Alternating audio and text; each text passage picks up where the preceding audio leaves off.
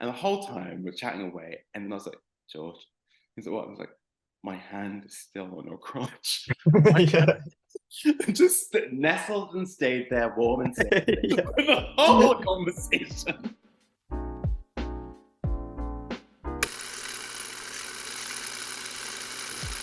I found it really confronting as a piece. I was just like, this is incredible. It was so impactful just on the page, like the bare bones of it. I thought was really, really impactful. I didn't quite know how I was going to approach it. I had lots of questions about how, but and then I really got to like, I must be in it.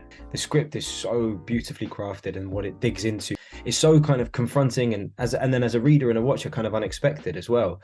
It's just a proper thrill ride, and you know, and also as actors as well, like they're such incredible roles. You know, the stuff that, because they're kind of, there are so many kind of sides and almost versions of them, as well as the journey that they go through as individuals. It was just, yeah, it was absolutely a no-brainer.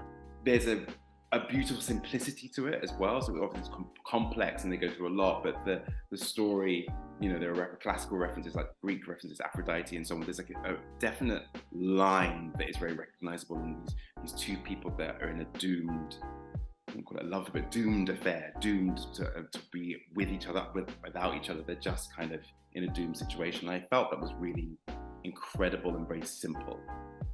These people crashing together. That was great.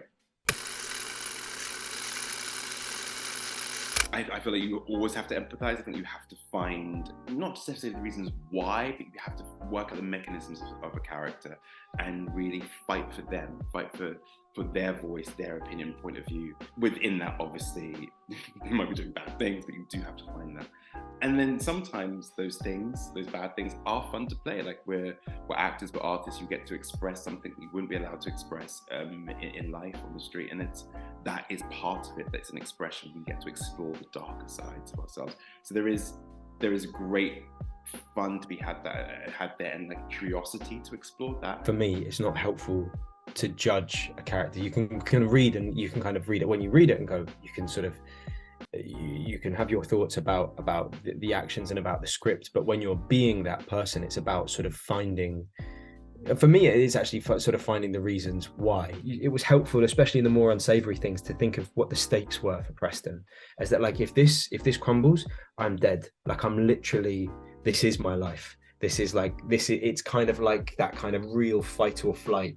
Like I would do anything not to have this taken down, because if it goes, I go. And that sort of helped. It wasn't a justification, but it sort of helped a kind of a way into, this is purely survival. This is just about surviving.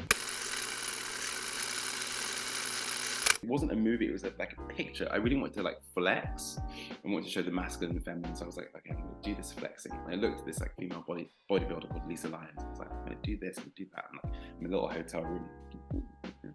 And we went through the whole day, and it was like kind of crazy, whatever. And I got to the end of the day, and I was like, oh, I felt like I did this, and it was great.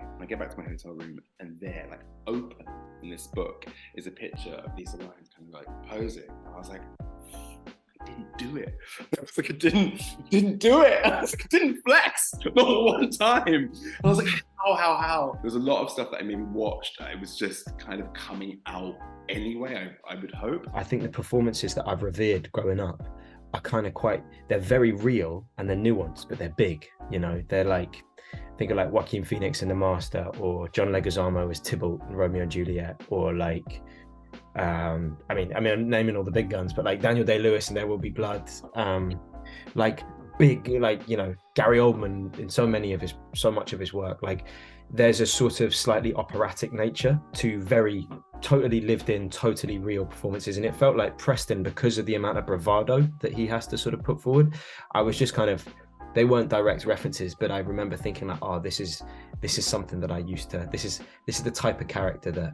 the roles that I've revered in the past feels like it has a kinship with. This is so strange, because like the people that I look at, they're really small performances. I always look at like the smaller the performance, they're like, I'm like, yeah.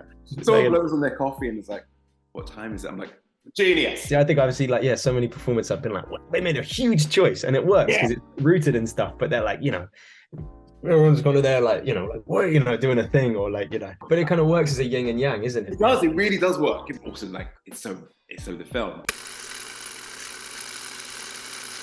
It was like, you know, obviously a scene in the film where I had to kind of like, for want of a better word, fondle. Jules is a fondle Preston, and it was all there and respectful and great. And cut was called. Sam came over and was talking about what George needed to do, and like how it says, you know, the reactions and what I need to do and how to move my hand and make it all believable, you know, just like kind of this and that, and we're like there, and it's like, what is this moment like? What does it mean? Where are you? Where is Jules in this moment? Like deep, you know, indie emotional stuff. And I'm like, yeah. And George was like, yeah. And the whole time we're chatting away, and then I was like, George, he's like, what? I was like, my hand is still on your crotch. Yeah. Just nestled and stayed there warm and safe for the whole conversation. And it was so a testament to the film where we're like, yeah, we're really in this, but actually it was just like, oh my God, it's comfortable jokes the whole time. I mean, literally it's just there, just like that was the film. And I think we dealt with that. There were moments that we dealt with the serious stuff, and we were really kind of in it. But because we had that trust, that connection, we could flip to the next moment and be like, we're out of it now, and we're joking and laughing. It was kind of incredible. Like, we gave each other space when we needed to, and then kind of just talked about shit after that. It was a beautiful. It was a great atmosphere, so I loved it. It was normal detail. Help me understand the character, like, you know, like a year after we've done it, I was like, oh, that's what it is. That happens all the time.